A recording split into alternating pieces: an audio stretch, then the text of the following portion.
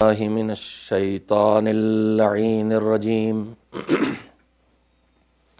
بسم الله الرحمن الرحيم الحمد لله رب العالمين والعاقبة للمتقين والجنة للمؤمنين والنار للملحدين والصلاة والسلام على سيد الأنبياء والمرسلين سيدنا ونبينا وشفيعنا أبي القاسم محمد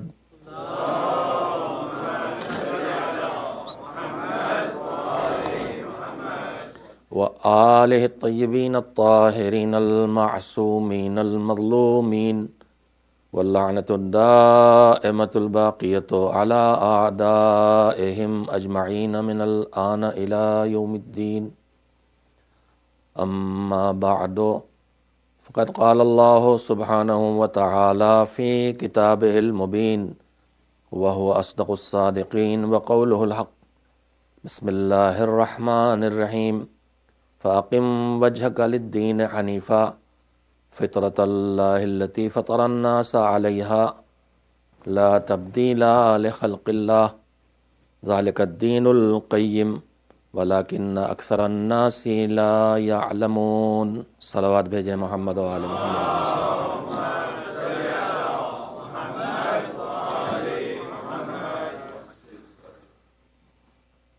میں نے آپ حضرات کی خدمت میں قرآن کریم کے سورہ نمبر 30ویں سورہ 30 سورہ کی 30ویں آیت کی تلاوت کی ہے۔ سورہ نمبر بھی 30 ہے اور سورہ میں آیت نمبر بھی 30 ہے، جس میں پروردگار عالم نے پیغمبر کو سیدھے مخاطب کیا ہے، ڈائریکٹ بات پیغمبر سے کہی ہے، لیکن پیغمبر کے ذریعے ساری امت سے کہی ہے۔ آیات کے اس سلسلے میں پہلے اللہ کی توحید اور شرک کی برائیوں اور دوسرے جو مذاہب فرضی ایجاد کر لیے گئے ہیں ان کی طرف جانے کی خرابیوں کو بیان کیا ہے۔ اس کے بعد اللہ کہتا ہے کہ اے پیغمبر، آپ پوری طرح سے دین کی طرف اپنا رخ کر لیں اور ہر طرح سے آپ دین کا دھیان رکھیں۔ میں نے پہلے ہی کہا ہے کہ پیغمبر کے ذریعے ہم سے کہی گئی ہے یہ بات، وہ دین کہ جو ہر خرابی سے، ہر کمی سے، ہر نقص سے، ہر ٹیڑھے میڑھے پن سے دور ہے اور صحیح دین ہے، اور دین کچھ الگ سے نہیں ہے، دین تمہاری فطرت کا نام ہے، وہ فطرت جو اللہ نے خلقت میں دی ہے، اور اللہ کی خلقت اور جو اس نے بنایا ہے اس کے بنائے نظام میں، سسٹم میں، اس کی خلقت میں کوئی چینج اور کوئی تبدیلی ہرگز آنے والی نہیں ہے۔ پھر دوبارہ قرآن کہتا ہے کہ بس یہی دین اسلام ہے جو صحیح راستے پر ہے، لے جاتا ہے اور ہر کمی سے دور ہے، لیکن اکثر لوگوں کو اس بات کا علم نہیں ہے اور ان کو اس بات کی نالج نہیں ہے۔ 5 مجلسیں ہیں جن کا موضوع رکھا گیا ہے بیلنس بٹوین دین اینڈ دنیا، دنیا اور دین کے درمیان بیلنس اور توازن، نہ ادھر زیادہ ہو نہ ادھر زیادہ ہو، بیلنس رہے دین اور دنیا کے درمیان۔ کیا یہ ممکن ہے کہ نہیں؟ اور ممکن ہے تو کیسے ممکن ہے؟ اور دین اور دنیا کے بیچ جب بیلنس بگڑتا ہے تو کیا ہوتا ہے، اور اسے کیسے ٹھیک رکھا جائے، یہ ایک مومن کی زندگی کا اہم مسئلہ ہے۔ ابھی ہمارے بزرگوار، ابھی تو حضرات سے بعض لوگ وہ دکھائی دیے جن کے چہرے پہچانے ہوئے ہیں، اس لیے کہ میں گزشتہ پچھلے سال بھی اور اس سے پچھلے سال بھی ٹورنٹو آیا تھا، لیکن اس سینٹر میں یقیناً پہلی مرتبہ حاضر ہوا ہوں۔ تو جو بزرگ گفتگو کر رہے تھے انہوں نے یہ بات بالکل صحیح فرمائی ہے کہ اس سینٹر میں پہلی بار آیا ہوں، اور جس جگہ میں پہلی بار جاتا ہوں وہاں پر گفتگو جو موضوع ہو، جو سبجیکٹ ہو، اس پر شروع کرنے سے پہلے ایک بات ضرور کہتا ہوں، وہ مجھے آپ سے بھی کہنا ہے۔ عام طور پر جب کہیں مجلس کا اعلان ہوتا ہے، ایک مجلس ہو یا خمسہ ہو یا عشرہ ہو، 5 مجلسیں ہوں یا 10 مجلسیں ہوں، تو جنرلی لوگ سوال کرتے ہیں کہ مولانا آپ کس سبجیکٹ پر، کس موضوع پر مجلس پڑھیں گے۔ بے شک خطابت اور منبر پر آنے کی تہذیب اور سلیقہ یہ ہے کہ ایک موضوع، ایک عنوان، ایک سبجیکٹ طے ہو اور اسی پہ بات کی جائے تاکہ میسج پہنچ سکے، ورنہ اگر ایک ہی تقریر میں 10 موضوع ہوں، 10 سبجیکٹ ہوں، 10 طرح کی باتیں ہوں، تو آدمی وہاں سے کچھ لے کے نہیں اٹھتا ہے بلکہ کچھ گھبرا کے اور بھول کے اٹھتا ہے۔ موضوع اور سبجیکٹ بہت اہم ہے، لیکن کئی سال پہلے کی بات ہے، میں لندن میں ایک انتہائی محبت کرنے والے میرے بزرگ تھے، میرے بزرگوں سے محبت کرنے والے، ابھی تنظیم المکاتب کا نام لیا گیا ہے، اس کے فاؤنڈر تھے مولانا سید غلام عسکری اعلی اللہ مقامہ، جو انڈیا میں خطیب اعظم کہلاتے تھے۔ انہوں نے 25 سال مسلسل محفل شاہ خراسان بمبئی میں مجالس پڑھی اور پورے بمبئی میں دین کی تبلیغ کی، دین پھیلایا۔ ان کے چاہنے والے بزرگوں میں ایک بزرگ تھے، انہوں نے اپنے گھر پہ مجلس کے لیے بلایا تھا، السلام علیکم ورحمۃ اللہ، اور انہوں نے مجھ سے پوچھا کہ مولانا آپ کس موضوع پر، کس سبجیکٹ پر، کس عنوان پر مجلس پڑھیں گے؟ تو میں نے کہا آپ کا سوال اہم ہے اور اس کا میں جواب بھی دوں گا آپ کو، لیکن آپ مجھ سے یہ بعد میں پوچھئے، توجہ رکھیں گے، آپ مجھ سے یہ بعد میں پوچھئے کہ کس موضوع اور سبجیکٹ پر مجلس پڑھیں گے، پہلے مجھ سے یہ پوچھئے کہ کس مقصد سے آپ مجلس پڑھیں گے، آپ کا مقصد کیا ہے؟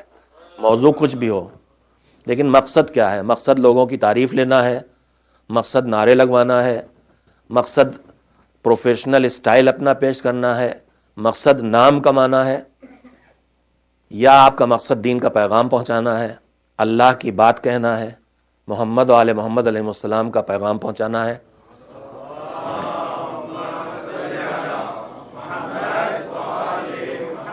میرے عزیزو، شاید آپ بھی متفق ہوں گے مجھ سے کہ اہمیت ہے اس کی کہ کس سبجیکٹ پہ مجلس ہو، لیکن اس سے زیادہ اہمیت اس کی ہے کہ کس مقصد کے لیے مجلس کی جا رہی ہے، کس مقصد کے لیے مجلس پڑھی جا رہی ہے، اور کس مقصد کے لیے مجلس سنی جا رہی ہے۔ مجلس کرنے والا مجلس کیوں کر رہا ہے، مجلس پڑھنے والا کیوں پڑھ رہا ہے، اور مجلس سننے والے کیوں آئے ہیں۔ اور ہم سمجھتے ہیں کہ کم از کم یہاں ہم تینوں قسمیں، جو میزبان ہیں مجلس کا، جو مہمان ہیں سننے والے، جو بولنے والے، تینوں کا مقصد نہ نام کا ایگو ختم کر دیں جناب۔ یہ اشعار میں اچھی لگتی ہے، گفتگو میں ایگو نہیں اچھی لگتی، پھر کہیں ایگو سے بدل گئی تو پرابلم ہو جائے گی۔ ایک صلوات بھیجیں محمد والے۔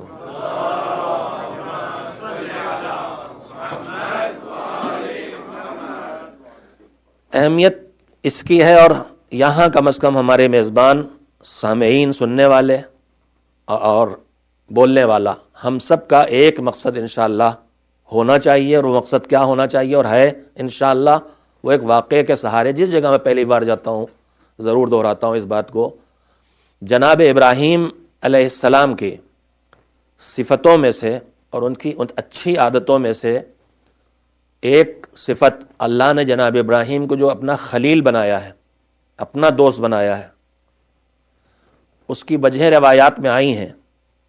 اس میں ایک چیز جو روایت مجھے یاد رہ گئی ہے کہ جناب ابراہیم سے اللہ نے کہا تھا، ابراہیم تم کو پتا ہے کہ میں نے تمہیں اپنا خلیل کیوں بنایا؟ اتنے نبی گزرے ہیں، کسی کو اپنا دوست نہیں بنایا،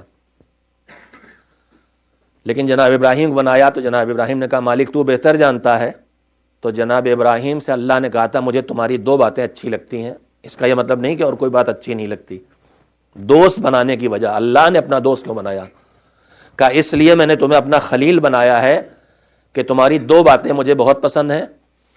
ایک بات یہ ہے کہ تم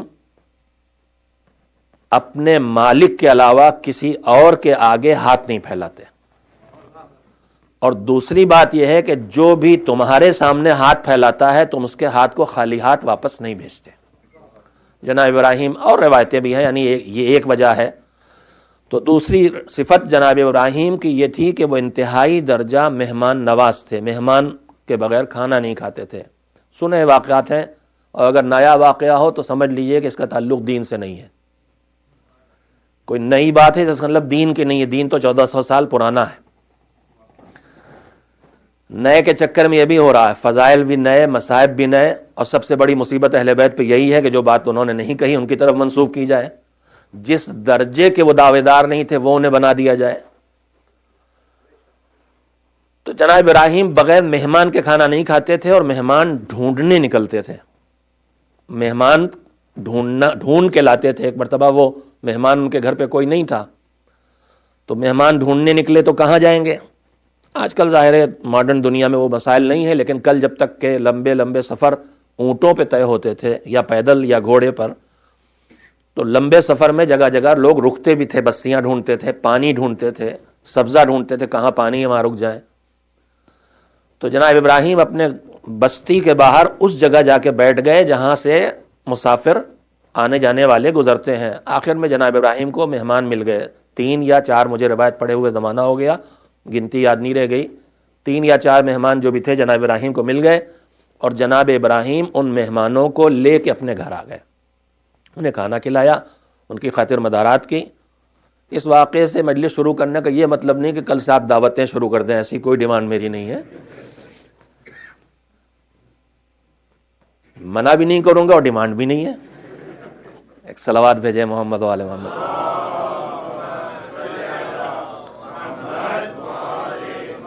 مہمانوں کو کھانا کھلا لیا۔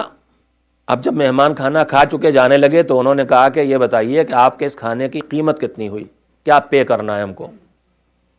جناب ابراہیم کا یہ کام نہیں ہے کہ وہ کھانا کھلائیں لوگوں کو، جیسے ہمارے ہاں پاکستان انڈیا میں سڑک کے کنارے وہ ڈھابے کہلاتے ہیں جہاں مسافر کو کھانا کھلایا جاتا ہے اور اس سے پیسے لیے جاتے ہیں۔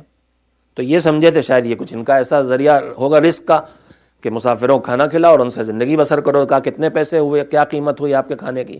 جناب ابراہیم نے کہا کہ میں نے کھانا جو کھلایا ہے وہ تم سے کسی قیمت لینے کے لیے نہیں کھلایا، میں مہمانوں سے کھانے کے پیسے نہیں لیتا۔ وہ بھی ذرا غیرتدار ٹائپ کے تھے مہمان، انہوں نے کہا اگر آپ مہمانوں سے کھانے کے پیسے نہیں لیتے تو میں اپنی زبان میں کہہ رہا ہوں، ہم بھی مفت خورے نہیں ہیں، ہم نے کھایا ہے تو ہم دے کے جائیں گے۔ اب بحث یہ شروع ہوئی، مہمان کہہ رہے ہیں ہم بغیر دیے جائیں گے نہیں، اور جناب ابراہیم کہہ رہے ہیں ہم کھانے کی قیمت لیں گے نہیں۔ جب وہ کسی صورت نہیں مانے تو جناب ابراہیم نے کہا اچھا پھر ایسا ہی ہے اگر، تو پھر وہ قیمت تمہیں دینا پڑے گی جو میں تمہیں بتاؤں گا۔ اب انہوں نے سوچا ہوگا کہ آج برے پھنس گئے، دیکھیے اس قیمت میں کیا مانگ لیا جائے، اچھا ہوتا پہلے سے طے کر لیا ہوتا وغیرہ وغیرہ۔ وہ سمجھے پتہ نہیں کتنے پیسے مانگیں، لیکن قول کے پکے کا ٹھیک ہے، جو آپ کہیں گے وہ ہم ادا کریں گے قیمت۔ جناب ابراہیم نے کہا کہ تم سے کھانے کی قیمت بس مجھے یہ چاہیے کہ تم میرے مالک کو ایک سجدہ کر لو، یہی تمہارے کھانے کی قیمت ہے۔ ان کا میں تو، وہ لوگ مشرکین تھے، موحد نہیں تھے، جناب ابراہیم کو پہچانتے نہیں تھے، جانتے نہیں تھے، اللہ کا بھی توحید کے قائل نہیں تھے، وجود خدا کے قائل تھے، مشرک تھے، بت پرست تھے۔ جناب ابراہیم کے دور میں بت پرستی بے حد رائج ہو گئی تھی۔ بات کہنے کی جگہ تو نہیں ہے لیکن ایک بات یاد آ گئی ہے تو آپ سے کہنا چاہتا ہوں۔ میرے عزیزو، عربی میں جس کو انحراف کہتے ہیں، مولانا اردو انگلش میں کیا کہیں گے؟ انحراف، ٹیڑھا پن، راستے سے ہٹ جانا، ڈیویشن، یہ ایک دم سے بہت بڑا نہیں پیدا ہوتا ہے۔ اگر اس سڑک سے الگ راستہ نکلے گا تو شروع میں کتنا کم فاصلہ ہوتا ہے، اور پھر آگے جتنا بڑھتا جائے دونوں کے درمیان گیپ بڑھتا جاتا، انچز میں فاصلہ ہوتا ہے۔ دو راستے آخر میں تو ملے ہی ہوتے ہیں، الگ ہوتے ہیں تو وہاں پہ آپ جا کے دیکھیے گا تو ملی میٹر میں، سینٹی میٹر میں، انچز میں فاصلہ ہوگا، اور پھر اس کے بعد جب دونوں بڑھیں گے آگے تو گیپ بڑھتا چلا جائے گا۔ کوئی کجی، کوئی ٹیڑھا پن، کوئی بھی برائی یک بیک بہت بڑی سے نہیں پیدا ہوتی۔ مولا کائنات امیر المومنین حضرت علی بن ابی طالب علیہ الصلوۃ والسلام کا جملہ ہے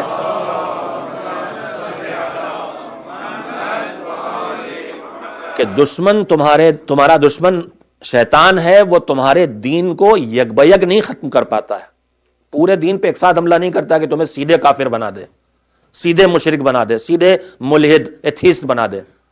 تھوڑا تھوڑا کر کے، مولا کا جملہ یہ ہے کہ تمہارے دین کو گرہ گرہ کر کے کھولتا ہے، اب گرا کیسا سمجھاؤں؟ چلیے ناٹ ہے تو ختم ہو گیا. اب کون سا ناٹ ہے؟ یہ مسئلہ تو یہ ہے. ایک صلوات بھیجے محمد والے محمد. پرانے زمانے میں ہمارے بزرگوں کے دور میں پیجامہ پہنا جاتا تھا, اس میں کربن ڈالتے تھے, اس کی گرا سب لوگ جانتے تھے. اب تو ضرورت ہی نہیں رہ گئی, گیٹس پڑے ہوئے ہیں.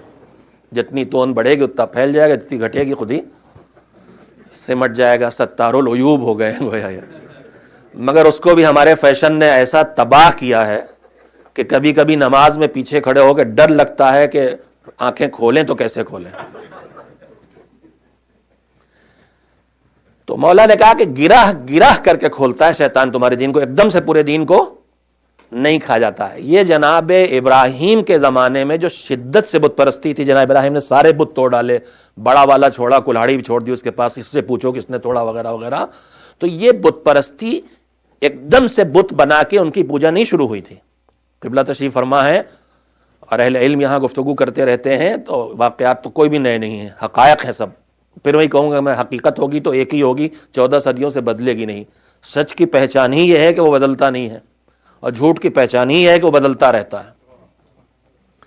اسی لیے صادقین کو, سچے جو ہیں جن کی پیروی کو حکم دیا گیا, یا ایھا الذین آمنوا اتقوا اللہ وکونوا مع الصادقین, سچوں کی پہچان یہ ہے کہ پہلے سے لے کے آخری تک کردار سے کردار ملاتے چلے جاؤ, کوئی چینج اور کوئی تبدیلی نہیں, سب کے سب محمد ہیں. اور اس کے مقابلے میں جھوٹ کی پہچان یہ ہے کہ بار بار بدلے گا, اس کا انداز بدلے گا, اس کا کردار بدلے گا, اس کے خیالات بدلیں گے, جھوٹ بدلتا ہے. تو خیر, یہ بت پرستی اتنی تیز ایک دم سے بت نہیں بنے تھے. روایت یہ کہتی ہے اور عقل بھی اسے قبول کرتی ہے کہ جناب نوح نے جن لوگوں کو بچایا تھا وہ کون تھے؟ مشرک اور کافر تھے, سب مومن تھے. ان سے جو نسل چلی, اس نسل نے اپنے بزرگوں کو یاد رکھنے کے لیے ان کی تصویریں بنائی. پہلے ان تصویروں کو دیکھیے, آج بھی فتاوا میں موجود ہے کہ جاندار چیز کی تصویر بنانا حرام ہے. ہم لوگ بحث کرتے ہیں کہ آرٹ ہے اور یہ, اور دین کہاں کہاں پابندی لگاتا ہے. ان کی تصویریں بنائی, روایات یہ کہتی ہیں, ہسٹری یہ کہتی ہے, تصویریں بنائی, پھر ان تصویروں کا احترام کرنا شروع کیا.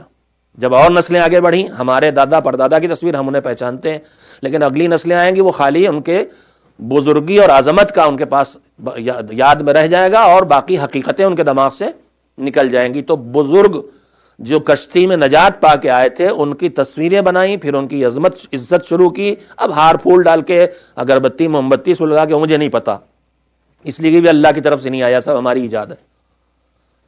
اللہ کی طرف سے آیا ہے کہیں کچھ خاص جگہیں جہاں حکم ہے روشنی کرنے کا. مثلا مسجد میں روشنی کرنے کا ثواب بہت زیادہ ہے. اب پیغمبر کے دور میں شمع تھی روشنی کا ذریعہ, تو وہاں شمع جلانا ہے. لیکن آج جب یہ لائٹ آ گئی ہے, بجلی آ گئی ہے, تو اب اس وقت شمع جلانا روشنی کا ذریعہ نہیں رہا. تو شمع جلانا یا اگربتی اور موم بتی کو جلانا یہ کہیں شریعت میں نہیں آیا, لیکن ہم نے اسی کو شریعت سمجھ لیا ہے. تو یہ ہم سے چوک ایسی ہوتی ہے. تو تصویریں بنی, پھر اس کے بعد ان کا احترام ہونے لگا, پھر اس پر بھی دل نہیں مانا تو ان تصویروں کو مجسمہ بنایا گیا, یعنی پوری ڈمی بنا دی گئی ان کی. اور اس کے بعد پھر وہ دھیرے دھیرے جو بزرگ تھے, وہ بزرگ ہونا ان کا دماغ سے نکل گیا اور ان کا خدا ہونا آ گیا. تو دیکھیے شروع کہاں سے ہوا اور پہنچا کہاں تک. یہ بات میں اس لیے کہنا چاہتا ہوں کہ ہم کو اور آپ کو سب کو, جو اہل بیت محمد و آل محمد علیہ السلام کے ماننے والے ہیں, ہم سب کو یہ یاد رکھنا چاہیے کہ ہمیں اپنی طرف سے کسی نئی چیز کو شروع نہیں کرنا چاہیے دین میں. ہمارے وقت میں ممکن ہے ہم سمجھداری سے جانتے ہو اور یہ نہ سمجھیں کہ اللہ کا حکم ہے, لیکن 2-4 نسلوں کے بعد وہی اللہ کا حکم سمجھا جانے لگے. میں اس کی مثال دے دوں, میں مخالفت نہیں کرتا, لیکن میں مثال دیتا ہوں. میرے بچپن میں نماز پڑھنے کے بعد لوگ پیش نماز سے ہاتھ ملاتے تھے اور چلے جاتے تھے. اتنا تو اس وقت بھی سمجھا جاتا تھا کہ اس کا کوئی خاص حکم ہے, حالانکہ اس کا کوئی خاص حکم اچھا کام ہے.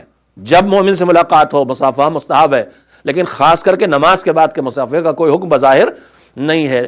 اب میں اس مسجد کا نہیں جانتا, لیکن اس وقت پوری دنیا میں نے دیکھا ہے کہ پیش نماز کھڑا ہوا, اب لوگوں نے ہاتھ ملانا شروع کیا اور دائرہ بنتا چلا جا رہا, سب ایک دوسرے سے ہاتھ ملا رہے, سرکل بن گیا, پھر ایک فاتحہ پڑھا گیا, پھر ایک دعا پڑھی گئی, پھر لوگ متفرق ہو گئے. میں نہیں کہتا کہ کوئی غلط بات, کوئی بری بات, کوئی شریعت کے خلاف, لیکن میں کہنا یہ چاہتا ہوں کہ اگر آج ایسے کہیں نہ کریں تو دو چار آدمی ٹوکی دیں گے مولانا آپ نے لوگوں کو مصافحے کا موقع نہیں دیا. ابھی میری زندگی میں جو نیا کام شروع ہوا ہے وہ بھی اگر چھوڑا جائے نہ واجب نہ مستحب, خالی ایک اچھا کام جو ہم نے اپنی عقل سے شروع کیا, سب ایک دوسرے سے ہاتھ ملا لیں اور فاتحہ مجلس کے بعد نماز کے بعد پڑھ لیں. ہم نے اپنے دماغ سے سوچا, کل ہمارے دماغ کا سوچا ہوا یہ ریزن چلا جائے گا اور ہماری اگلی نسلیں پوتے پر پوتے سمجھیں گے یہ اللہ کی طرف سے کوئی حکم تھا, اس لیے ہمارے بزرگ کر رہے تھے. تو میں کہنا یہ چاہتا ہوں کہ ہماری طرف سے بہت ایجاد نہیں ہونا چاہیے, نیا کام نہ شروع کریں. اگر زندگی کا کوئی خانہ خالی چھوڑا ہو مذہب نے تو ہمیں ضرورت ہے, کوئی گیپ چھوڑا ہو تو ضرورت ہے, اور جب کوئی گیپ نہیں چھوڑا ہے تو پھر ہمیں ضرورت نہیں. اور دوسری بات یہ کہنا چاہوں گا کہ اگر یہ اچھا کام عام طور پر ہے, ہم اس خاص موقع پہ کرتے ہیں, کریں, لیکن کبھی کبھی ایسی چیزیں جن کا براہ راست شریعت میں حکم نہیں آیا ہے ان چیزوں کو کبھی کریں اور کبھی چھوڑیں, تاکہ ہماری اگلی نسلیں یہ نہ سمجھیں کہ اس کا کرنا ضروری ہے, اور جو نہ کرے اس کو کہیں بڑا خراب آدمی, دیکھیے اس نے نماز کے بعد مصافحہ ہی نہیں کیا. تو خیر بات سے بات نکلتی چلی جا رہی ہے. جناب ابراہیم نے کہا کہ اگر تم ہمارے کھانے کی قیمت دینا چاہتے ہو تو ہمارے پروردگار کو سجدہ کر لو. وہ تھے مشرک و بت پرست, انہوں نے کہا ہم تو تمہارے خدا کو مانتے نہیں, ہم سجدہ نہیں کریں گے. سجدہ کس چیز کا نام ہے؟ سجدہ نام ہے اعضائے سجدہ, کم سے کم پیشانی کو خاک پہ رکھنا اور اظہار عظمت کے لیے کسی کی بڑائی کا, کسی کوئی بڑا ہے اس کی بڑائی ثابت کرنے کے لیے پیشانی کو خاک پہ رکھنا, یہ ہے سجدہ. خالی پیشانی یوں ہی زمین پہ رکھ دینا سجدہ نہیں ہے. البتہ پروردگار عالم نے اس قسم میں اس کو اپنی خاص عبادت قرار دیا ہے, اور اس نے کسی کے لیے بھی سجدے کی اجازت نہیں دی ہے. اللہ کی خاص عبادت ہے یہ.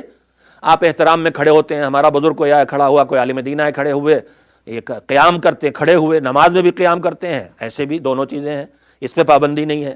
لیکن دو چیزیں ایسی ہیں, ایک رکوع کی حالت تک جھکنا, اتنا جھکنا کہ دونوں ہاتھ گھٹنوں کے سامنے تک آ جائیں, یہ اللہ نے اپنی ذات کے ساتھ مخصوص کیا ہے. کسی بھی عظیم شخصیت کے احترام کے لیے اتنا ہم نہیں جھک سکتے, نہ ہم سجدہ کر سکتے, پیشانی خاک پہ نہیں رکھ سکتے. وہ ملحد تھے, مشرک تھے, کافر تھے, وہ اللہ کو مانتے نہیں تھے, انہوں نے کہا ہم تو تمہارے خدا کو پہچانتے نہیں, ہم انہیں کیوں سجدہ کریں. تو جناب ابراہیم نے بڑا وقت لے لیا آپ کا. میں نے آپ کی خدمت میں گفتگو شروع کی تھی کہ ممبر پر آنے میں آپ, فرش اعظم پر آنے میں آپ, مجھے بلانے میں میرا میزبان, ممبر پر آنے پہ میں خود, ہم سب کی انشاءاللہ کیا نیت ہے اور کیا نیت ہونا چاہیے. جناب ابراہیم نے کہا اچھا تم ہمارے مالک کو سجدہ نہیں کرتے ہو تو ایسا کرو کہ خالی اپنی پیشانی, اپنا ماتھا مٹی پہ رکھ دو. انہوں نے بھی سوچا کہ تو ہم روز ہی کیا کرتے ہیں ہر ایک کے بتوں کے سامنے, اس میں کیا پرابلم ہے. انہوں نے پیشانیاں اپنی خاک پہ, مٹی پہ, زمین پہ رکھ دیں. بس جیسے ہی انہوں نے اپنی پیشانیاں خاک پہ رکھی, مٹی پہ رکھی, جناب ابراہیم نے دعا کے لیے ہاتھ اٹھایا. کہا پروردگار ایک کام تیرا تھا, ایک کام میرا تھا, وہ میں نے کر دیا. ایک کام میرا تھا, جناب ابراہیم کہہ رہے ایک کام میرا تھا وہ میں نے کر دیا, ایک کام تیرا ہے وہ تو کر دے. میرا کام تھا سروں کا جھکانا, وہ میں نے جھکا دیے. تیرا کام ہے دلوں کا جھکانا, تو کر دے.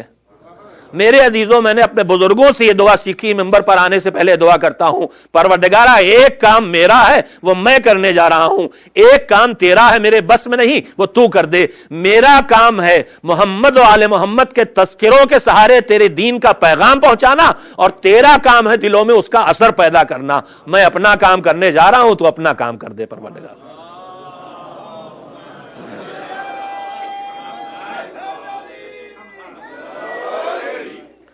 ایک اور صلوات بھیجیں محمد و آل محمد علیہ السلام.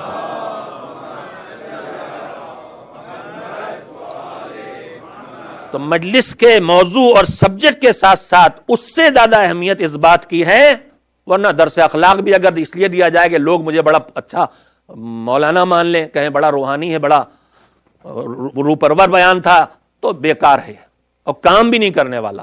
کام تو تبھی کرے گا جب دل سے نکلے گا, دل پہ جائے گا, ورنہ ادھر بھی زبان سے نکلے گا, ادھر بھی کانوں سے نکل کے چلا جائے گا. جب بات دل سے نکلتی ہے تو دل میں اترتی ہے. انشاءاللہ آپ کی خدمت میں حاضر ہو کے جو باتیں بھی عرض کرتا ہوں, یہ کوشش کرتا ہوں کہ جہاں گفتگو کرنے جا رہے ہیں وہاں کی ضرورتیں کیا ہیں, دینی اور مذہبی اور قومی, ان میں سے کسی چیز کو منتخب کیا جائے موضوع کے طور پر, ان پہ گفتگو کی جائے. تو بہرحال یہاں مومن شیعہ اثنا عشری محب اہل بیت دین اور دنیا کے درمیان بیلنس کیسے رکھے، یہ موضوع ہے، مگر آج شاید موضوع پر گفتگو کا آغاز ہی ہو سکے گا، کوئی بڑی گفتگو نہیں ہو پائے گی۔ اس سلسلے میں سب سے پہلے جو گزارش کرنا چاہتا ہوں وہ یہ ہے کہ ہمارے درمیان ایک غلط فہمی ہے کہ ہم یہ محسوس کرتے ہیں کہ جب دین کی پابندی ہم کرتے ہیں تو ہماری دنیا کا نقصان ہوتا ہے، چاہے وہ کاروبار ہو، چاہے وہ نوکری ہو، چاہے وہ سیاست ہو، چاہے حکومت میں افسری ہو، جس جگہ ہم ہیں نجس پاک کا خیال رکھ کے کھائیں گے مسئلے پیدا ہوں گے، حلال حرام دیکھیں گے مسئلے پیدا ہوں گے۔ لوگ کہتے ہیں مولانا میٹنگیں ہوتی ہیں جس میں بلائے جاتے ہیں، اس میز پر کھانا کھلایا جاتا ہے، وہاں شراب بھی ہوتی ہے، نہیں جاتے ہیں تو وہیں کے وہیں باقی رہیں گے جہاں تھے۔ اس سلسلے میں پوری سوسائٹی میں جو بھی سوچ ہے وہ آپ بھی جانتے ہیں، میں بھی جانتا ہوں کہ دین کی پابندی کرنے والے کی ترقی میں کچھ نہ کچھ رکاوٹ ہوتی ہے، اور وہ کہیں نہ کہیں پیچھے رہ جاتا ہے، نیچے رہ جاتا ہے جو دین کا خیال رکھ کے جینا چاہتا ہے، اور جو لائف کو تھوڑا سے ریلیکس کر کے، ان کے الفاظ میں، ورنہ میرے حساب سے ریلیکس نہیں ہے، یہ رسیاں کس رہی ہیں، کل آخرت میں پتہ چلے گا۔ جتنی یہاں ریلیکس ہو رہی ہے لائف، اتنی ادھر ٹائٹ۔ ہمارے سوچنے کے انداز کی کمیاں ہیں۔ مشہور روایت ہے، یاد آ گئی، سن لیے کہ جناب معراج میں جناب جبریل امام رسول اللہ کے ساتھ ساتھ چل رہے تھے، تو جناب جبریل نے کہا یہ جنت ہے، جنت دکھائی، بہت اچھی جگہ پہ، جہنم دکھائی، بہت خراب جگہ۔ تو کہا کہ یہاں کون آئے گا اس جہنم میں، اور یہاں کون نہیں آئے گا اس جنت میں؟ ابھی ذرا رک جائیے، پہلے ان کا راستہ دیکھیے۔ تو راستہ دکھایا، تو جنت کا راستہ بڑا سخت تھا، بڑا دشوار تھا، اوبڑ کھاوڑ، چوٹ کھاتے ہوئے، مار کھاتے ہوئے پہنچ رہے تھے۔ اور جہنم کا راستہ بڑا صاف ستھرا، بڑا کلین، فری وے۔ کہا اس راستے پہ کون نہیں آئے گا، اس راستے پہ کون آئے گا، اس راستے پہ کون نہیں آئے گا۔ تو جنت کا راستہ سخت ہے، لیکن یہ بھی یاد رکھیے کہ اس دنیا کی کامیابی کی لمٹ ہے 70 80 90 سال، اور آخرت کی کامیابی کی لمٹ ہے ہی نہیں۔ کامیاب ہے تو پھر ان لمیٹڈ، ہمیشہ کے لیے وہی، پہنچ گئے تو پہنچ گئے، نہ نیچے آنے والے ہیں اور نہ اوپر جانے والے۔ یہ بھی ہے، جتنی ترقی یہاں ہم کر سکتے ہیں یہی کر سکتے ہیں، اس کی تدبیریں بہت سے ہیں۔ ان میں سے ایک روایت یہ بھی ہے کہ قرآن مجید کے سورے اور آیتیں یاد کرو، اور قرآن مجید سناؤ وہاں، اور تمہارے پروگرس کے کس فلور پہ تمہیں رکھا جائے گا۔ رسول اللہ مقام محمود پہ ہیں، اس کے نیچے منزلیں ہی منزلیں ہیں، تو ہم جنت کے جو گراؤنڈ فلور پہ ہوں گے یا بیسمنٹ میں ہوں گے مجھے نہیں پتا ہے، لیکن اوپر جانے کی ترکیبوں میں ایک ترکیب یہ بھی ہے کہ کہیں گے فرشتے اقرا فرقا، پڑھتے جاؤ چڑھتے جاؤ۔ تلاوت قرآن کی جتنی آیتیں سورہ یاد ہیں پڑھتے جاؤ اور اوپر۔ تو کوشش کیجئے کہ روزانہ امام جعفر صادق علیہ الصلوۃ والسلام کا جملہ ہے، اور خاص کر کے اس میں تاجر کو، بزنس مین کو پکارا ہے مولا نے، شاید وہ جلدی توفیق حاصل کرتے ہیں، جلدی بات مانتے ہیں۔ تجارت کی برکتوں میں ایک برکت یہ بھی ہوتی ہے کہ انسان کے اندر اس کے سبب دینداری کو قبول کرنے کی صلاحیت نوکری کرنے والے، جاب کرنے والے کے مقابلے میں زیادہ ہوتی۔ جاب والا دوسروں کے دباؤ میں ہوتا ہے، اور بزنس والا دوسروں کو اپنے نیچے رکھ کے کام کراتا ہے، تو ظاہر ہے اس سے فرق تو پڑنا ہی، اس کے اندر جذبہ۔ تو کہا تم جب کیا بگڑ جائے کہ جب اپنی تجارت کر کے، کاروبار کر کے رات میں واپس آؤ، بستر پہ لیٹو تو 10 آیتیں قرآن کی پڑھ لیا کرو۔ ابھی سورہ یاسین پڑھا جا رہا تھا، ہمارے بزرگ پہلو میں بیٹھے تھے، آگے آگے پڑھ رہے تھے۔ تو کیوں نہ ہم جتنی آیتیں، جتنے سورے یاد ہو سکیں وہ یاد کریں، جنت میں ترقی کا راستہ ملتا چلا جائے۔ ایک صلوات بھیجے محمد و آل محمد۔ تو عام طور پر ہماری سوسائٹی میں تصور یہی ہے، سوچ یہی ہے کہ دین کی پابندی کی تو پیچھے آئے، نیچے آئے۔ جو بھی جس کی سوچ ہو وہ اپنے پاس اسے رکھے۔ آئیے ہم سب مل کے دیکھیں کہ اس سلسلے میں ہمارے ائمہ کی سوچ کیا ہے۔ تو میں صرف ایک روایت سنانا چاہتا ہوں، اور اس سے زیادہ وقت بھی نہیں۔ چھٹے امام حضرت جعفر صادق علیہ الصلوۃ والسلام کا ایک جملہ ہے۔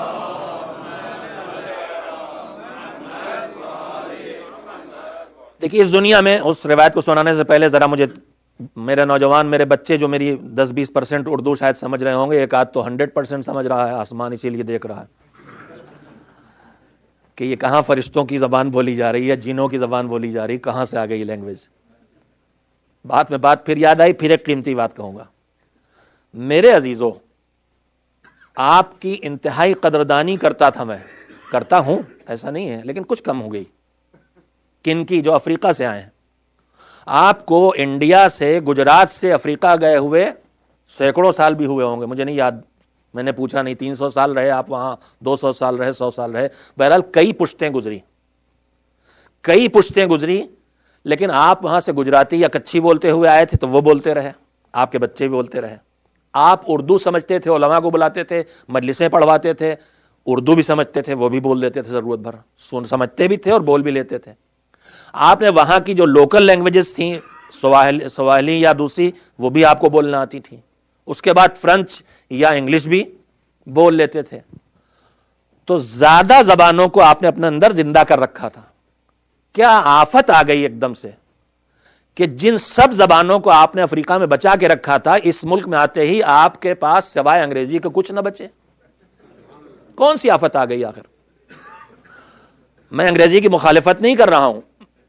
شہید بہشتی رحمت اللہ علیہ کی شہرت اسی بات پر تھی کہ ملٹی لینگویج تھے، 8 زبانوں میں اسپیچ دے سکتے تھے. زیادہ زبانیں جاننا اچھی بات ہے نا. تو جب اچھی بات ہے تو جو زبانیں آپ کو آتی تھی وہ کیوں چھوڑے دے رہے ہیں؟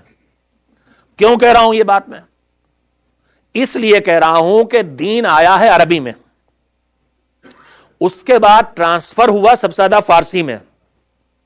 فارسی کے بعد میں نے کوئی ریسرچ تو نہیں کی ہے، میں نے فیگرز بھی نہیں جمع کی، لیکن میرا اندازہ یہ ہے کہ جتنا لٹریچر آیا ہے وہ اردو میں آیا ہے.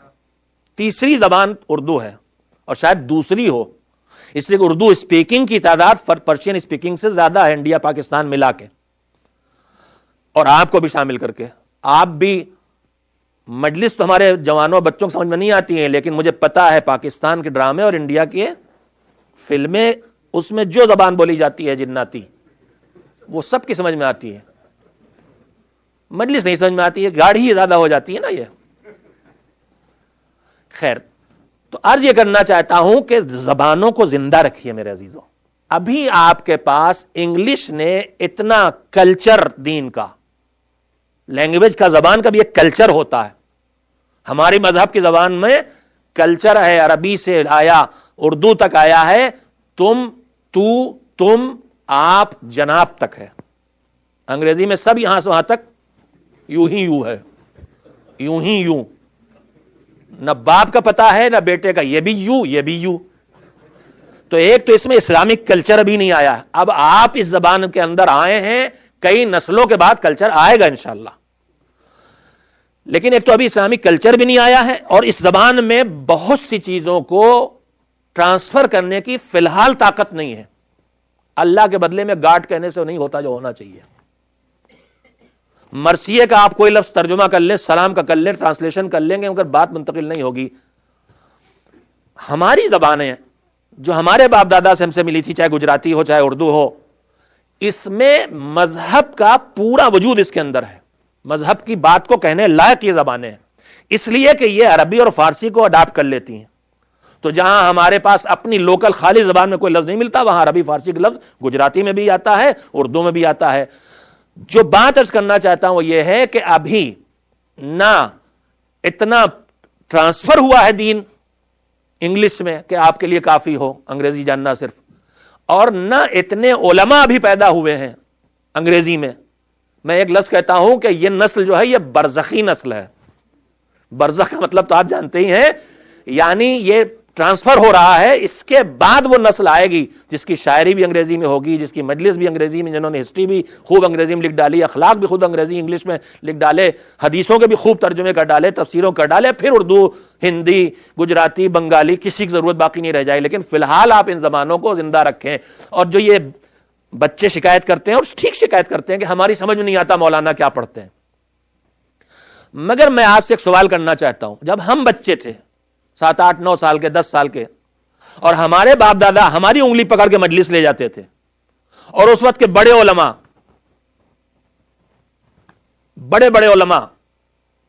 علامہ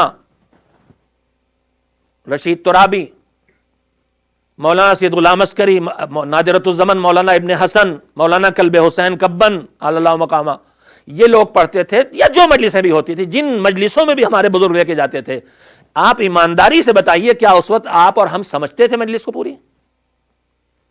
نہیں سمجھتے تھے۔ وجہ کیا تھی؟ زبان نہ جاننا، لینگویج تو وہی تھی۔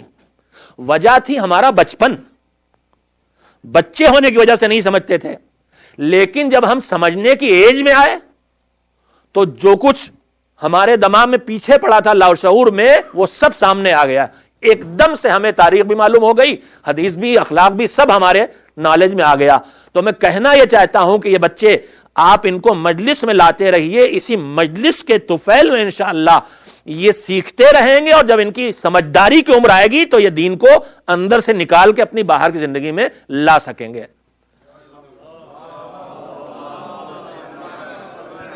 ورنہ آپ لوگ تو کھانا کھا کے آئے ہوں گے مجلس میں، اتنی کمزور صلوات۔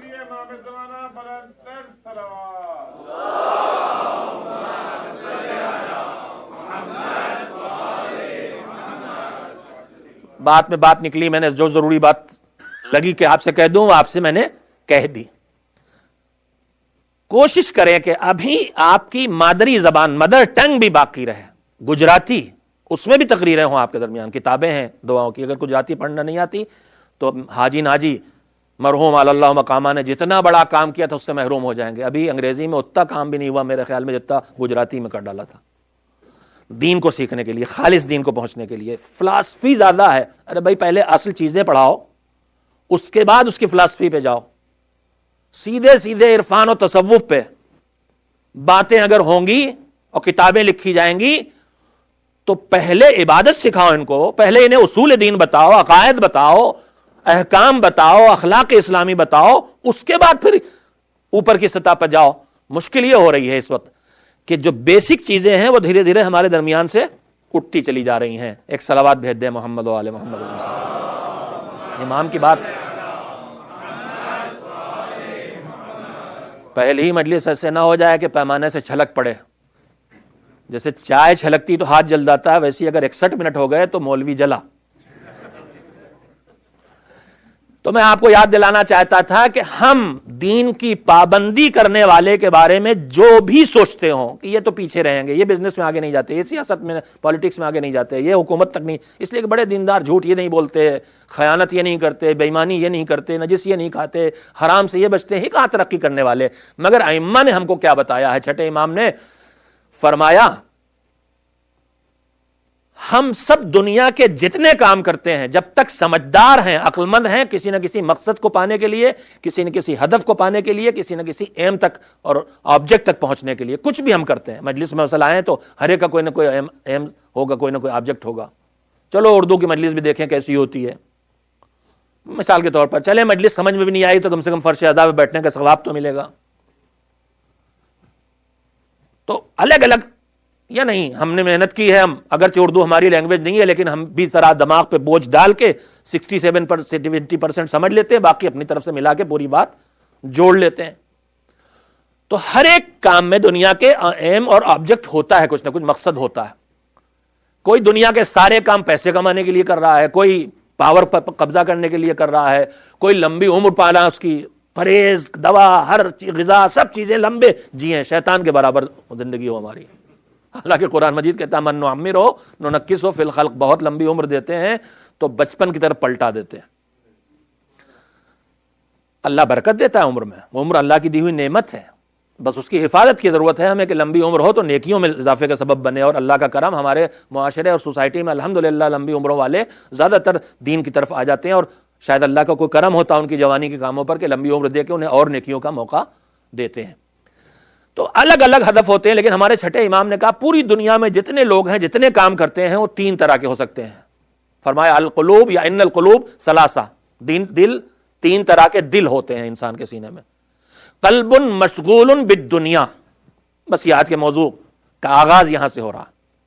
کچھ وہ دل ہیں جو ہر وقت دنیا میں لگے ہیں، بزنس کیسے بڑھائیں، اب کی جماعت کی پریزیڈنٹ ہم کیسے بنے، یہ بھی اگر آخرت کے لیے تو اس سے اچھا کچھ ہے ہی نہیں، مگر اگر ایک ایشو اس لیے پریسٹیج ایشو بن جائے تو پھر وہ آخرت کے لیے نہیں رہ جاتا۔ کیسے ہم فلاں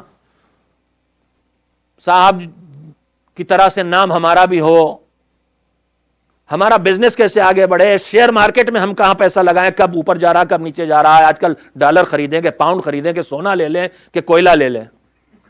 ہاں ہمارے یہاں ہندوستان میں سب سے بڑا گھوٹالہ, انگلش نہیں بولوں گا, کاہے کا ہوا, سونے کا نہیں ہوا ہے, کوئلے کا ہوا ہے. سونے سے زیادہ کمائی اس میں ہو گئی. تو بس دنیا میں لگے, بچے کی ایجوکیشن کیسے ہو, بس دنیا ہے, اس سے آگے کی ان کی کوئی سوچ نہیں. قلب مشغول بالدنیا, بس دنیا اور دنیا کے کاموں میں 24 گھنٹے لگے ہوئے, اس کے آگے جاتے ہی نہیں. دوسرا کون ہے؟ امام نے فرمایا وہ قلب مشغول بالعقبہ. لیکن کچھ لوگ ایسے ہیں جن کے دل دنیا سے آگے جا کے آخرت میں لگے ہوتے ہیں. کیسے اپنے کو جہنم سے بچائیں, کیسے جنت تک پہنچیں, کیسے ماں باپ کی مغفرت کا ذریعہ بنیں, کیسے مرحومین کی خدمت کریں, کیسے اچھے کام کریں کہ جنت میں ہماری کوالٹی, رہنے کی کوالٹی اچھی ہو جائے, اچھا مکان مل جائے. قلب مشغول بالعقبہ, آخرت میں دل لگا ہوا. یہ دوسری قسم ہو گئی. اب تیسری بھی کوئی قسم ہے ہمارے دماغ میں نہ آتی اگر امام نے نہ بتایا ہوتا. یا دنیا دار یا آخرت والا, اللہ اللہ کرنے والا یا دنیا میں لگا ہوا. ایک ہی گھر میں دونوں مل جاتے ہیں. ریٹائرڈ والد آخرت کی فکر میں اور جوان بیٹے, کمبینیشن ہوتا ہے لیکن کمبینیشن ہوگا نہیں, جو جدھر ہے ادھر چلا جائے گا. آخرت کے حالات جو بتائے گئے ہیں اس میں ایک یہ بھی ہے کہ ماں باپ اولاد سے بھاگیں گے اور اولاد ماں باپ سے بھاگے گی, کہیں ہم سے مدد نہ مانگ لیں, ہم تو خود ہی اتنا پریشان. وہاں یہ محبتیں بھی کام نہیں آنے والی, اتنی خود غرضی ہوگی, اتنی پریشانی ہوگی. تو قلب مشغول بالدنیا, دنیا میں لگے ہوئے ایک, وہ قلب مشغول بالعقبہ, آخرت میں لگے ہوئے دو. تیسرا کون؟ وہ قلب مشغول بالمولا, وہ جس کے دل و دماغ میں نہ دنیا کا کاروبار چھایا ہے, نہ جس کے دماغ میں آخرت میں جنت پانے کی فکر چھائی ہے, بلکہ اس کے دماغ میں بس ایک بات ہے, میرا مولا, میرا مالک, میرا آقا, میرا خالق مجھ سے کیسے راضی ہو, اس کی رضا چاہیے بس مجھے. قلب مشغول بالمولا, ہر وقت فکر یہ ہے کہ اللہ مجھ سے کیسے خوش ہو, رسول اللہ مجھ سے کیسے راضی ہو, ہمارے امام ہم سے کیسے خوشنود ہو, بس اس کی فکر ہے. تو تین طرح کے لوگ ہیں. ہم نے ابھی ہمارے درمیان جو سوسائٹی کی سوچ ہے وہ کیا ہے کہ جو دین میں لگا وہ دنیا اس کی گئی. مگر امام کی زبان سنیے, اما القلب المشغول بالدنیا فلہ الشدۃ والرخاء. واقعاً یہ کلمات معجزاتی ہیں. کہ جو 24 گھنٹے دنیا میں لگا ہے, کاروبار بڑھانا ہے, رشتہ داروں سے تعلقات رکھنا ہے, بس دنیا کے کام کر رہا, حالانکہ ان میں بہت سارے کام وہ ہیں جو آخرت کے کام بن سکتے ہیں اگر اللہ کو یاد رکھ کے کیے جائیں, اللہ کو بھول کے کیے جائیں. موضوع آئے گا آگے انشاءاللہ تو اس پہ بات کریں گے کہ اسی دنیا کے سارے کاموں کو ہم اللہ کا کام, دین کا کام, آخرت کا کام, نجات کا کام بنا سکتے ہیں. خالی ایک شرط پوری کرنا ہوگی کہ ہر وقت اللہ یاد رہے, اس کے حکم کو پیش نظر رکھ کے جیئیں. لیکن عام طور پر کیا ہے, دنیا میں لگے ہیں, بس بچوں کی روزی بھی کما رہے ہیں تو ایک بار بھی نہیں سوچتے, اس لیے کہ اللہ کا حکم ہے. بچوں کے لیے بہتر سے بہتر سامان زندگی فراہم کر رہے ہیں, اچھی گاڑی, اچھا مکان, سب کچھ کر رہے ہیں جو اللہ نے کہا, مگر یہ نہیں سوچتے کہ اس لیے کر رہے ہیں کہ اللہ نے کہا ہے. تو یہ موضوع ہے گفتگو کا, آگے آئے گا انشاءاللہ.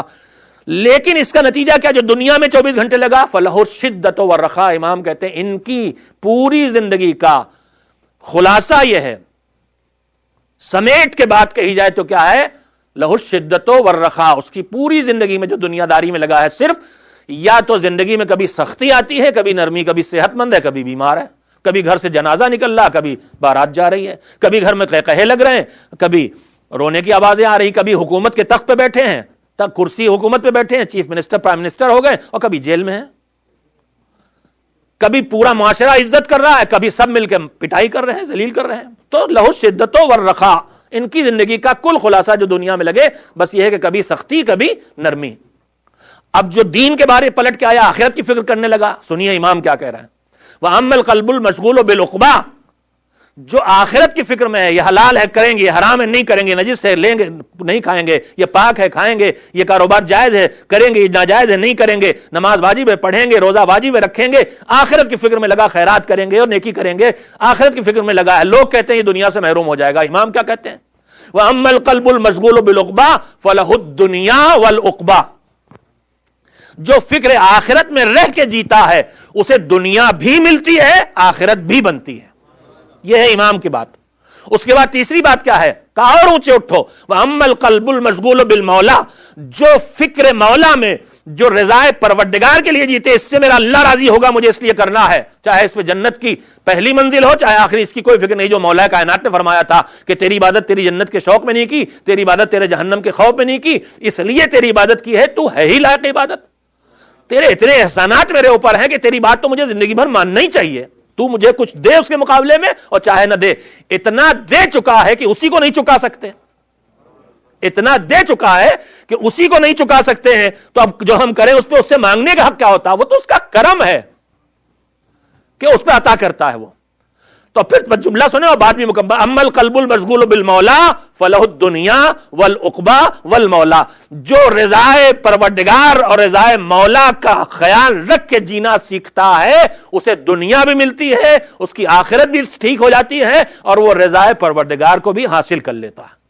یہ ہیں 3 وے آف لائف، ہمیں طے کرنا ہے کہ اس میں سے کس کا انتخاب کرنا ہے۔ اہل بیت والے ہیں تو ہمیں رضائے پروردگار کے لیے جینا سیکھنا چاہیے، ان کا وعدہ ہے اللہ کی خوشی کے لیے جینا سیکھو گے تو اللہ تمہیں جنت بھی پہنچائے گا اور اللہ تمہیں دنیا میں بھی کامیابیاں انشاءاللہ عطا کرے گا۔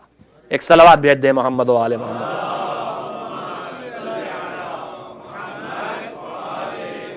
بس عزیزانا محترم، آپ کی سننے کی طاقت بھی ختم اور میرے بولنے کی طاقت بھی کمی آ رہی ہے۔ اگر ہم نمونہ دیکھنا چاہیں تو اللہ کی رضا کے لیے جتنے مشکل ترین کام ہیں وہ کہاں انجام پائے؟ کربلا میں۔ مشکل ترین کام کربلا میں انجام پائے۔ اپنی جان دینا نہیں، خالی مال نہیں لٹانا، اپنی اولاد کو اپنے ہاتھوں سے لے جا کے دین کی بقا اور حفاظت کے لیے پیش کر دینا۔ کربلا رضائے پروردگار کی وہ عظیم جگہ ہے۔ میں نے خود براہ راست کتاب میں اس واقعے کو اس شکل میں تو نہیں پڑھا ہے، لیکن ان خطبہ سے سنا ہے جو بغیر روایت دیکھے روایت نہیں پڑھتے تھے۔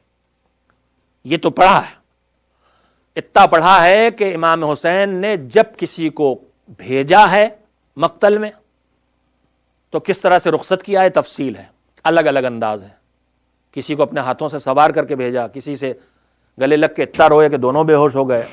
جناب علی اکبر کو رخصت کیا، اپنے ہاتھوں سے سوارا بھی، سوار بھی کیا اور پیچھے پیچھے چلے بھی۔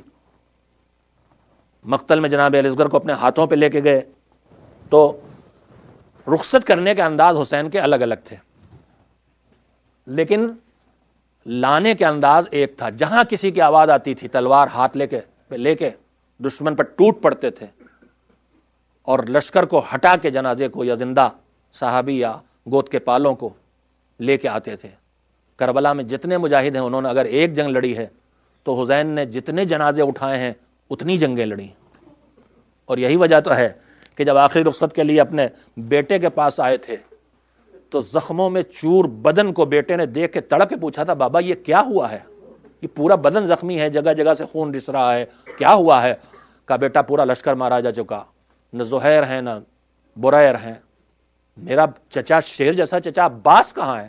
کہا بیٹا وہ بھی بازو کٹا کے دریا کنارے سو چکے ہیں۔ میرا بھیا علی اکبر کہاں ہے اکیلا؟ وہ بھی لشکر پہ بھاری تھا۔ کہا بیٹا کلیجے پہ برچھی کھا کے سو چکے۔ تو عزیزو حسین صبح سے زخمی ہو رہے ہیں، اور اس کے بعد آخری جنگ جو لڑی ہے اس میں جب ذوالفقار کو نیام میں رکھ لینے کا وقت آ گیا تو دشمن نے دور سے تیروں کی، نیزوں کی، پتھروں کی اور آگ کی بارش شروع کی دی ہے۔ فاطمہ کا لخت جگر جب گھوڑے سے زمین پر گرا ہے تو جسم زمین تک پہنچ نہیں پایا تھا، تیروں پہ رک گیا تھا۔ مگر حسین کا ایک انداز سارے شہداء کے سلسلے میں یکساں دکھائی دیتا ہے۔ جب کسی کا جنازہ اٹھایا تو بارگاہ خداوندی میں ہاتھوں اٹھا کے دعا کی، ربنا تقبل منا ھذا القربان، پروردگارا ہماری اس قربانی کو قبول کر لے۔ چاہے وہ بوڑھے دوست حبیب ابن مظاہر کی لاش اٹھائی ہو، چاہے وہ بچپن کے حبیب کے ساتھی مسلم ابن اوسجا کا جنازہ اٹھایا ہو، چاہے وہ بیٹے جیسا عزیز بھائی رہا ہو جس نے کہہ دیا ہو بھیا آقا میری لاش آپ اٹھا کے خیموں میں نہ لے جائیے گا، میں سکینہ سے پانی لانے کا وعدہ کر کے آیا تھا، پانی نہیں لا سکا، شرمندہ ہوں۔ یہ تو عذر تھا عباس کا، مگر عباس جانتے تھے اب تک کوئی لاش اٹھائی ہے تو کم سے کم میں مدد کے لیے موجود تھا، اب میرا بھائیا میرا آقا میری لاش اٹھائے گا تو ان کی مدد کون کرے گا؟ اس لیے حسین نے مگر وہیں دعا کی پروردگارہ اس قربانی کو قبول کر لے. سارا دن حسین قربانیاں پیش کرتے رہے اور بارگاہ حسینی، بارگاہ الہی سے قربانیوں کے قبول ہونے کی دعا کرتے رہے. اب آخر میں حسین یکا و تنہا میدان میں آئے ہیں، زخموں سے چور ہوئے، یہاں تک کہ وہ وقت آ گیا کہ زہرا کا لال گھوڑے پہ جھومنے لگا. ظالم نے دور سے نشانہ لے کے پیشانی پہ پتھر مارا، پتھر سے خون پیشانی سے ابلنے لگا. قبا کا دامن اٹھا کے حسین نے چاہا پیشانی کا خون پاک کرے کہ ظالم ہرملا کو حسین کا سینے کا نشانہ لینے کا موقع مل گیا. تیر مارا تو سیدھا قلب حسین میں، حسین کے دل میں اتر گیا. اس کے بعد زہرا کا لال زمین پہ آ گیا. زینب تڑپ کے نکلی، میرا بھیا کدھر ہے، میرا بھیا کہاں ذبح ہو رہا. کانوں میں آواز پہنچ گئی، بہن زینب خیموں میں واپس چلی جاؤ. زینب واپس چلی گئی. تھوڑی دیر میں حسین کے سوکھے گلے پہ خنجر چل گیا، نو کے نیزہ پہ حسین کا سر بلند ہو گیا. خیمے جلنے لگے، سروں سے چادریں لٹنے لگیں. بیبیوں کو بچا کے زینب نے نکالا. بھیا کی جان نشانی سید سجاد کو گود میں لے کے چلتے ہوئے خیمے سے نکال لائیں. شام غریباں کا وقت آ گیا، سورج ڈوب گیا، اندھیرا پھیل گیا. اب زینب کو ذرا سے سکون ملا ہے. بچوں کے جلتے ہوئے دامن کی آگ بجھا چکی ہے زینب، بیبیوں کو سمیٹ کے بٹھا چکی ہے زینب. سب کو تسلی دی، دلاسا دیا. اب اپنے بھائی کی لاش کی طرف چلی، نشیب میں پہنچی، بھائی کے بے سر کے لاش کو دیکھا. میں سمجھا دوڑ کے بھیا کے سینے سے لپٹ جائیں گی، مگر زینب کبریٰ، فاطمہ کی لخت جگر، علی کی شیر دل بیٹی آہستہ آہستہ قدموں سے آگے بڑھی، پاس آئی، گھٹنے ٹیکے، بھائی کے لاش کے پاس بیٹھی، دونوں ہاتھوں سے جسم نازنین حسین کو ہماسا اور آواز دی، پروردگارہ صبح سے جو بندہ تیری بارگاہ میں قربانی دے کے قبولیت کی دعا کر رہا تھا، مالک اپنے اس بندے کی قربانی کو اس کنیز سے قبول کر لے. زینب کے کانپتے ہاتھوں پہ حسین کا لاشا ہمسا ہوا ہے اور زینب کی زبان پہ ہے اللہم تقبل منا ھذا القربان. ادھر سے شاید غیبی آواز آئی ہو، ہم تو پہلے ہی کہہ چکے ہیں، یا ایتھا النفس المطمئنہ ارجعی الی ربک راضیۃ مرضیہ وسيعلم الذين ظلموا أي منقلب ينقلبون الا لعنت اللہ علی القوم الظالمین. اللہم تقبل منا انک انت السمیع العلیم. پروردگار محمد وآل محمد علیہ السلام کا واسطہ ہماری اس عبادت کو قبول فرما. بار الہ، ہم نے جو نیکیاں بھی زندگی میں کی ہیں وہ بہت کم ہیں اور ہر ایک کوالٹی کے لحاظ سے اس میں کمی ہے جو تیری بارگاہ میں پیش کرنے کے لائق نہیں، مگر تو بہت کریم ہے. مالک اپنے دامن کرم میں ہماری نیکیوں کو قبول فرما لے. بحق معصومین علیہ السلام ہماری بے حساب گناہوں کو معاف فرما دے. ہمیں غلطیوں پر متوجہ کر کے توبہ کی توفیق عطا فرما. جو گناہ اور غلطیاں ہماری عادت بن گئی ہیں معبود، ان کی طرف ہمیں متوجہ کر دے اور ان سے بچنے کی توفیق اور طاقت ہمیں عطا فرما دے. بار الہ، بحق بیمار کربلا، ہم سب کی کچھ نہ کچھ بیماریاں ہیں، جسمانی روحانی، ہم سب کو ان جسمانی اور روحانی بیماریوں سے شفا عنایت فرما. بار الہ، شہداء کربلا کا واسطہ جو بھی ہمارے عزیز احباب اقارب بزرگ مومنین و مومنات دنیا میں قبروں کے اندر دفن ہو چکے ہیں، معبود ان کی مغفرت فرما. ہماری اس دعا کے وجہ سے ان کی قبروں میں رحمت میں اضافہ فرما. بار الہ، دین کو مٹانے کے لیے، اہل بیت علیہ السلام کو تذکروں کو ختم کرنے کے لیے، غلامان حیدر کرار کو مٹانے کے لیے پوری دنیا میں طرح طرح کی سازشیں رچی جا رہی. معبود ان سازشوں کو ناکام کر دے، دشمنوں کا آپس میں ٹکرا کے فنا کر دے. عتبات عالیات کی حفاظت فرما. ہم سب کو حج کی توفیق کے ساتھ ساتھ عمرہ و زیارت کی توفیق عطا فرما. بار الہ، دین کے خدمت گزار مومنین و مومنات کو زیادہ سے زیادہ توفیق عطا فرما. بار الہ، ان کی دنیاوی اور دین حاجتوں کو پورا فرما. پروردگار، آج تک جن لوگوں نے ہم سے دعا کے لیے گزارش کی ہے، معبود تو دوسرے کی دعا زیادہ قبول کرتا ہے. پروردگارہ، ہم سب کی دعاؤں کو ان کے لیے قبول کر جنہوں نے التماس سے دعا کہی ہم سے. بار الہ، زمانے کے مولا کو ہم سے راضی اور خوشنود فرما. پروردگار، عصر غیبت میں ظلم و ستم حد سے زیادہ ہے. کویت، بحرین، سعودی عرب، پاکستان، افغانستان، عراق، سیریا، لبنان جیسے ملکوں میں غلامان حیدر کرار اور عزاداران امام مظلوم روزانہ شہید کیے جا رہے ہیں. معبود ان کی حفاظت فرما. جن گھروں کے سرپرست اٹھ گئے ہیں، معبود تو ان کی سرپرستی فرما. بار الہ، عصر غیبت کو ختم کر دے. ہمارے مولا کو جلد از جلد اذن ظہور عطا فرما. عصر غیبت میں ہمیں وہ زندگی دے کہ بعد ظہور ہم اپنے مولا کی خدمت میں حاضری دے سکیں. ماتا